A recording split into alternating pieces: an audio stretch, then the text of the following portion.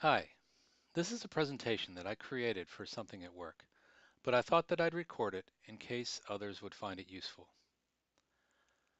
I've been roasting coffee at home using the heat gun dog bowl method for a little over 12 years now, and I find it to be a low cost, low tech method that produces some really great coffee. Certainly, there are other opinions and experts. This presentation is simply reflective of what I've come to understand. Let's begin with a quick overview of coffee roasting. In my opinion, the concept of roasting coffee is pretty simple. You apply heat to raw beans over time and you get coffee. That's essentially the long and short of it. But the trick is how you do that. Whether you roast the beans for a long time, or how much heat is applied, or how you transition between the different milestones, or how far you push your roast. All of this goes into the final result. So as the slide says, it's really the journey, not the destination. But notice that all four of these roast profiles got their beans up to a Vienna roast. They heated them, it progressed, they made it to the appropriate temperature, and then the roast stopped. But what's distinctive about them is their method, how they got the beans up to this temperature, how quickly they increased the temperature, how long the roast was. All of this will affect the final characteristics of the coffee. Certainly, you can invest a couple dollars and purchase a commercial roaster. I'd sure like to do that, of course. But there are many more and less expensive methods that you can do at home. In this presentation, I'm simply going to focus on roasting coffee through a single method. So here's a list of the equipment that I use to roast coffee. Many of them are things that I have around the house. I think the only thing that I bought was the heat gun, the mixing bowl, and the timer. Everything else was repurposed. Oh, and by the way, you really need to roast coffee outside. Do not roast inside your house. You'll have a terrible burnt smell that will last about 2 weeks and an unhappy spouse. Take it from me. But before we move on, it's worth talking about the mixing bowl. The size and shape matter. Mine is a 3.5 quart bowl and it roasts a pound to a pound and a half of coffee really well. I have a different bowl that I use when I roast a small batch, like a half pound, although I haven't really done that for years. What's important about this is that it has steep sides and a short flat base. Certainly the base is nice because it gives it stability, but with the sides, you want them to be steep like this because otherwise, if it was a more gentle slope, you would have beans that would roast at different temperatures, and this would lead to an uneven roast. So now let's talk about the roasting process. Remember, coffee equals heat applied to beans over time. The challenge to this method is that it really doesn't allow the roaster to monitor the bean temperature. So what it requires is that you understand the milestones and the processes that the beans will go through as they develop through their roast and be able to monitor them through using your senses. Let's begin by talking about the different stages that the beans will go through. It's worth spending some time on this information because it's really key to knowing your roast. As the beans ramp up towards first crack, they'll go through two distinctive stages. The first one, you can smell something that smells like fresh grass. And in the second one, the roast will start smelling yeasty or like bread. As well, you'll see the colors start to change. In the grassy stage, they'll start to turn yellow. And then during the bread stage, they'll start to turn more brown. Finally, as you use your chopstick, and the reason why I like using a chopstick is that it doesn't disturb the beans so much. They don't pop out of the bowl so easily. But as you move the chopstick around the bean mass, you'll find that the chopstick will move more smoothly or easily. You'll feel that the beans will start to lighten as they start losing some of their water, and the beans won't feel so heavy. So you'll start to approach first crack because you'll hear a distinctive sound that sounds kind of like muffled popcorn. And just like popcorn when it's popping, you'll hear the first pop maybe about a minute before first crack begins, and then you can hear the pops increase as first crack gets underway and as it slows towards the end. Second crack has the same kind of behavior, except that instead of sounding like muffled popcorn, it sounds more like a loud bowl of Rice Krispies. So the next thing you need to do is determine how far you want to push your roast. Each origin or bean will show its best flavor at different roast levels, and you need to know whether you're going to stop your roast at the beginning of second crack, in the middle, or even at the end of it. But understand that not all beans should be roasted to a French roast level. So the way I think of this is I liken coffee roasting to a nice steak. You can go out and buy a beautiful ribeye from an organic farm, and you can also go to a grocery store and get a ribeye there as well. You could put them both down on your grill and cook them so far that they're blackened and grizzled, and you really can't tell the difference between them. You've wasted your money, and you've essentially cooked out all the flavor, and all you're left with is really a tasteless piece of beef. And it's the same thing with coffee. So the different characteristics will come out based on how far you roast your coffee. So if you look at this slide that I have, it talks about the different roast levels and and what their characteristics are. Now, again, different people will have different opinions about how this works. These are the descriptions are really my descriptions about the roasts.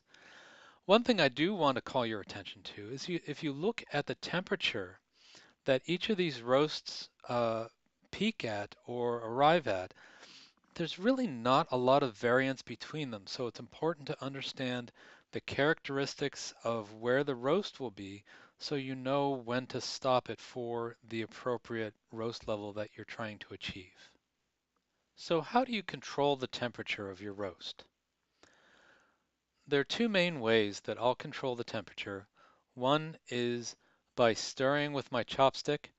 Um, the stirring will not only mix the beans and make the roast more even, but it also introduces air and it allows the beans to cool or to heat more slowly. So depending on how quickly you stir or whether you stir at all will increase the speed that your beans will heat. As well, your heat gun, of course, is going to control the temperature. And most heat guns will have maybe a low and a high. Mine is this Milwaukee heat gun, and it has two temperature controls. So for a period of time, I'll use low, and then for the rest of the roast, I put it on high. As well, how far you have it from the beans and how quickly you move the heat gun around the bean mass will work at trying to heat the beans and get them up to the next roast level. Let's put all these ideas together into a single roast. So if I'm planning a roast and I want to push it to a a French or a Vienna roast, I'm going to start by ramping the beans up. I expect to go through a grassy stage, and I'm targeting that to be around 6 minutes. Around 14 minutes, I'm going to start looking for the beans to brown a little bit more. I'm going to start looking for that yeasty or bread smell. And then as it progresses, around 17, 18 minutes, I'm probably going to hear my first pop for first crack. And so what I do is I mentally plan out what uh, what I expect to see and when I expect to see it. So I keep my timer running, not because I need to have each stage happen at a specific time, but I sometimes will get lost in just frankly the act of stirring and heating the beans and having these milestones and looking for these different characteristics help me to focus on what's coming up and whether I need to heat faster or slower or whether I've kind of gone out far afield. As I said before, how you heat your beans is important. If you heat or ramp up the beans too quickly, you run the risk of scorching the beans, and you'll get pitting, um, which is basically a piece of the shell will flake off. They almost look like ladybug dots. And one effect of scorching your roast is that when you grind it and you brew it, it's going to have a skunky flavor and aroma, and it's not very pleasant. Let's talk through a sample roast and its process. In this example, I'm roasting towards a full city plus roast. And frankly, this is my most common roast that I do. I like the beans and the flavor that this brings out. So I'm planning to ramp up the beans. Around 6 minutes, I'm expecting to smell the grassy stage. As I get into about 12 to 14 minutes, I'm going to start looking for this bread stage. I expect first crack to hear maybe the first pop around 16, 17 minutes, and I want to try and get through first crack by 22 minutes. Once I get into first crack, I'm really mostly focusing on the pops and the amount of smoke that's coming out. And because this is full city, I want to get well into second crack and probably about halfway through and then stop the roast as quickly as I can. And this will give some pretty good flavor development and just a very slight edge of maybe a carbony flavor. This slide and the next slide give you much more of a procedural view of what I'm expecting from the coffee roast. I'm not going to really talk through each of the steps. You can pause the presentation and read them as you like. But I just want to show more of an example of what I'm looking for and what I'm expecting as the time progresses and how I ramp up the beans. Remember that when we were looking at the temperature difference between um, city, full city plus, Vienna, and French roasts, there's only, I don't know, I think it was like 30 degrees difference. So once you hit first crack, one of the strategies that I use, and I find, at least for me, that this brings out much more flavor, is I try to stretch first crack and the when I pull out the beans, in this case in the middle of second crack, I try to stretch that out as much as I can. So once first crack is going in earnest, I'm starting to stir my beans as quickly as I can so that I can slow the heating process because once, as the mass of beans, once they start taking on heat, they kind of, uh, it grows very quickly. So I want to slow that process and extend it as much as I can. Because coffee roasting is really not a spectator sport, someone standing there and watching you stir beans for half an hour is not really so interesting. So I recorded a roast, but I did it through a time-lapse app. So this will condense a 30-minute roast into maybe 2.5 minutes. So I thought you'd find this interesting. Please enjoy.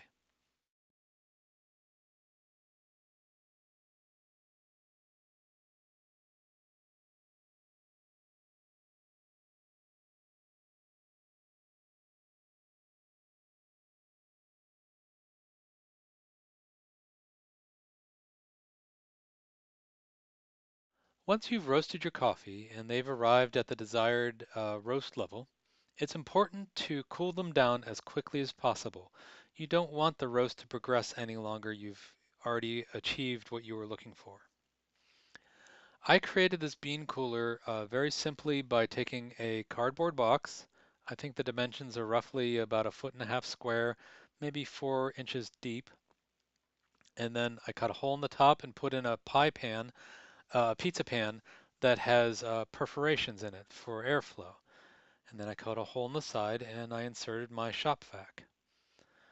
I don't recommend using a household vacuum. It's not going to be nearly as smelly as roasting inside the house, but it still will bring in some of the smell into the vacuum and you'll smell it every time you vacuum inside the house. And this brings us back to the potential unhappy spouse scenario. Finally, your roast is complete, the beans are cool. So now what? Drink coffee, of course. Well, hold on, not so fast. There are plenty of roasters who really enjoy drinking freshly roasted coffee, like just off the roaster. But from my perspective, I've never really found it worth it. I don't think that the beans have fully developed yet. This chart is really something that's my brainchild. I don't think that I've seen anyone really discuss this directly, but my feeling is that the beans need a couple days to finish developing their flavor after you've roasted. And in my opinion, waiting about 5 days is really optimal. The beans will develop their flavor, and at some point they peak, and then they start to wane. So this chart is really showing the how beans potentially might age over time. So I like to drink the coffee after the beans have developed for 5 days and maybe up to a week and a half to 2 weeks after that. And I think that after about, 2.5 weeks after roasting, the beans really start to lose their flavor. They're not bad. They're certainly still usable, but they're not as good as when they were at their peak. So if I'm going to drink my roast within, say, 2.5 weeks, I keep the beans in some kind of a bag like what's shown here that has a gas relief valve on it. So it lets the beans breathe and emit gas. If I'm not going to drink the beans that quickly, so for example, I can't roast in the wintertime, it's too cold here, so I have to roast ahead. I will put the beans in a gas relief bag like this, and I will let them develop. And then after about 6, 7 days, I'll put them in a vacuum seal bag and I'll seal them and then throw them in my freezer. So just like with fruit, putting the beans in the freezer really seems to stop their flavor development. So if you finish your roast and then stick them in the freezer, they're never going to have a chance to develop their flavor. And I haven't found that pulling the beans out of the freezer after they've been vacuum sealed and been there for several months, I still find the beans to be very fresh and very flavorful. So now you've gone through, you've roasted your coffee, you've let them rest, you've let the flavors develop. Now it's time to enjoy your coffee. I hope you found this presentation to be useful and helpful, especially for those who may not have roasted coffee before. I know that when I began, it was really a matter of collecting as much information as I could and simply just trying it. But I would have liked to have some kind of direction like this, and I hope this provides it to you. I'm going to add 2 links in the description for resources that I have found extremely helpful as I've grown into coffee roasting, and I hope they're helpful to you as well. Thank you so much for your time and for watching.